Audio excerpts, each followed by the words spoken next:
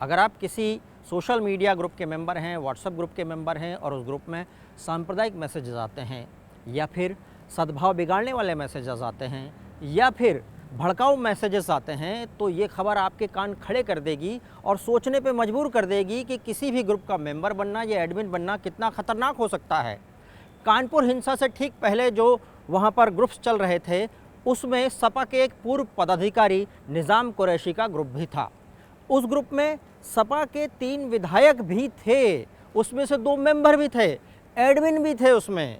और जैसे ही निज़ाम कुरैशी का नाम वहाँ पर भड़काऊ मैसेजेस के दौरान आने लगा, उस हिंसा में आने लगा, उसके बाद से उस ग्रुप के मेंबर और एडमिन लोग छोड़ने लगे। ये विधायक भी उस ग्रुप को छोड़ दिए, लेकिन तब तक वो जनता की नज़र में आ चुके थे, एजेंसीज़ की नज़र में तो अब आ ही गए हैं।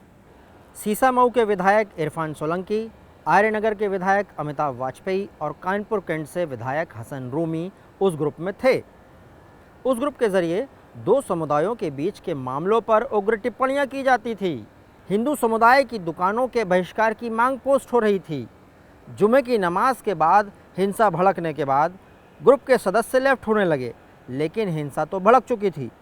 घटना के बाद जनता कह रही है कि तीनों विधायक जनता का हालचाल लेने नहीं आए, शासन प्रशासन से लोगों की मदद कराने नहीं आए, घायलों की मदद करने नहीं पहुँचे। तो कुछ लोगों ने माननीय विधायकों के पोस्टर लगाकर विरोध करना शुरू कर दिया। लोग कहने लगे कि ये माननीय विधायक क्या बर्थडे केक या रिबन काटने के लिए ही बनाए गए हैं। इरफान सोलंकी और अमिताभ वाजपेयी के पोस्टर के नीचे तो ये लिख दिया कि शादी समारोह के लिए संपर्क करें। इस पर इरफान सोलंकी पलट कर आरोप लगा रहे हैं कि बीजेपी वाले ऐसा करवा रहे हैं। मेरा नंबर व्हाट्सएप पे है, मतलब गूगल पे है, कोई भी आदमी लेके मुझे जोड़ सकता है। मैं 1200 ग्रुप में हूँ, मैं 2 ग्रुप नहीं दे पाता हूँ। मेरी बेगम अगर मुझे व्हाट्सएप करती तो फ़ोन मिलाती कि मैंने व्हाट्सएप करा। मेरा ये अंकल है, मेरा छोटा भाई रिजवान, अगर मुझे व्हाट्सएप करता है तो भाई मैंने व्हाट्सएप करा, इसको देख लेना। तो मुझे नहीं मालूम किस ग्रुप की बात कर रहे हैं। बहरहाल मुद्दा ये है कि ये तीनों विधायक उस भड़काऊ ग्रुप में कर क्या रहे थे। तो इस पर जब विधायक हसन रूमी से पूछा गया तो उन्होंने कहा कि मैं कम से कम 1000 ग्रुपों से जुड़ा हुआ हूँ। कौन कब कैसे किस तरह से मुझे ग्रुप में जोड़ लेता है मुझे पता नहीं। उस ग्रुप में क्या मैसेजेस आ रहे थे उससे उनका कोई सरोकार नहीं है। उन्होंने ये भी कहा कि मामला संवेदनशील है और वो बहुत कम एक्टिव रहते हैं सोशल मीडिया पर, और ऐसे में कहीं नेगेटिव संदेश न चला जाए, इसलिए वो खुलकर सामने नहीं आ रहे हैं। हालांकि जांच एजेंसीज के मुताबिक सोशल मीडिया ग्रुप ने आग में घी डालने का काम किया है और कुछ व्हाट्सएप ग्रुप तो बहुत ज़्यादा भड़काऊ मैसेजेस भेज रहे थे। ये ग्रुप उनके रडार पर हैं, इनकी जांच हो रही है। वहीं ज़फ़र हयात के ग्रुप से जुड़े कुछ ऐसे मेंबर भी सामने आए हैं जिनका संबंध पीएफआई से रहा है। जांच में ये सामने आया है कि 3 सदस्य पीएफआई से संबंधित थे। इसमें से Mohammed Umar CAA NRC protest में भी शामिल था। ये तीनों उन लोगों में शामिल है जिन्हें गिरफ्तार किया गया है। कुल 54 लोगों को गिरफ्तार किया गया है। ज़फ़र हयात से संबंधित व्हाट्सएप ग्रुप में भी भड़काऊ मैसेजेस पोस्ट किए जा रहे थे। इन दोषियों की तलाश की जा रही है और साथ में इस बात की भी तलाश की जा रही है कि पीएफआई के सदस्यों के पास करोड़ों के लेन देन कहाँ से हुए, विदेश और देश में फंडिंग करने वाले कौन लोग हैं। पीएफआई यानी पॉपुलर फ्रंट ऑफ इंडिया, ये इस्लामी चरमपंथी संगठन है जिसका नाम सीएए एनआरसी प्रोटेस्ट के दौरान हिंसा भड़काने में सामने आया था। एक्सपर्ट बताते हैं कि सिमी के बैन होने के बाद चरमपंथियों ने पीएफआई नाम का संगठन खड़ा किया।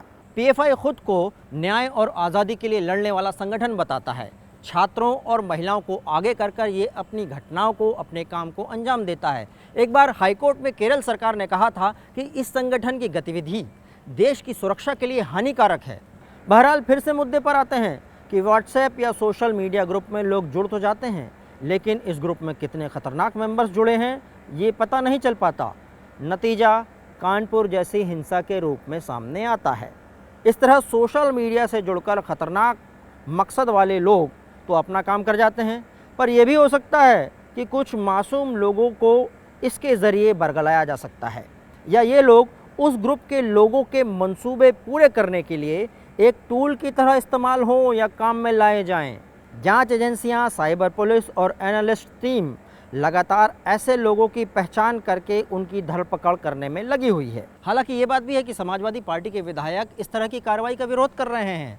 वो कह रहे हैं कि मासूमों को पकड़ा जा रहा है, रात बिरात कहीं से भी उठा लिया जा रहा है और ऐसा करने में एक तरफा या फिर टारगेटेड कार्रवाई हो रही है। लेकिन इस बात से तो इनकार नहीं किया जा सकता कि पुलिस को जिसके खिलाफ सबूत मिलेंगे, जहां से मिलेंगे, जब भी मिलेंगे, पुलिस उस पर अपनी कार्रवाई तो करेगी ही। इसलिए सोशल मीडिया से जुड़े हों, किसी ग्रुप से जुड़े हों, तो आप सावधान रहिए, अफवाह फैलाने का टूल मत बनिए। इस सिचुएशन पर एक शेर याद आ रहा है कि उसने थोड़े से सच में अफवाह मिला दी है और अब शहर का माहौल बड़ा फसादी है। अफवाह पर एक और शेर याद आ गया, ये अफवाहें कहीं गला ना काट दें, ये ज़ुबान है कि चलती हुई शमशीरें हैं।